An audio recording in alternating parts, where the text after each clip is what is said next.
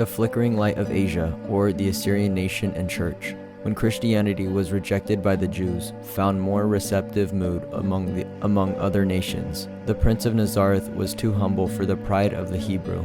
The gospel was too simple, and the cross a stumbling block. Neglecting her most glorious opportunities, Jerusalem was deserted, and Antioch was made the center of Christianity, and the cradle of the world's evangelization. Those Pentecostal tongues had a significance much deeper and much broader than that which could be realized by the seed of Abraham. They became the first fulfillment of Christ's prediction when he said, "The kingdom of God shall be taken away from you, and given to a nation bringing forth the fruits thereof." They were also the beginning of that glorious period when the harbingers of the gospel were to proclaim the unsearchable riches of God in tongues foreign to their dialects and among all nations of the earth. But the Christianity in its process of development came in contact with national peculiarities and struggled with religious idiosyncrasies. The principles of the new kingdom, which could not satisfy the earthly ambition of a carnal Israel, immediately attacked the pride of a patriotic soldier. The doctrine, which was a stumbling block to the egotistical Pharisee,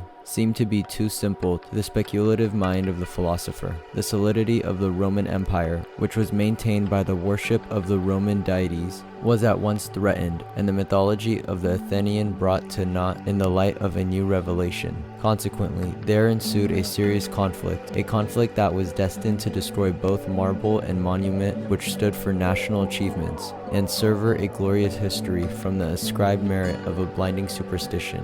Literature and also art made a common cause with the gods of gold and silver and stone, and altogether were determined to save the pagan empire from an impending calamity by fiercely resisting an irresistible invasion by Christianity.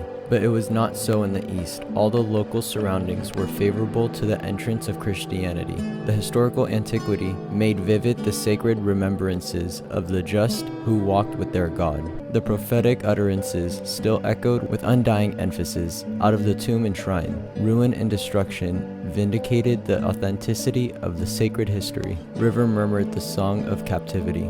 Hills and valleys stood like undying reminders of a universal calamity, while both legend and tradition uttered the lamentations of a lost paradise. Such were the associations of the people to whom Christianity was introduced in the historic East.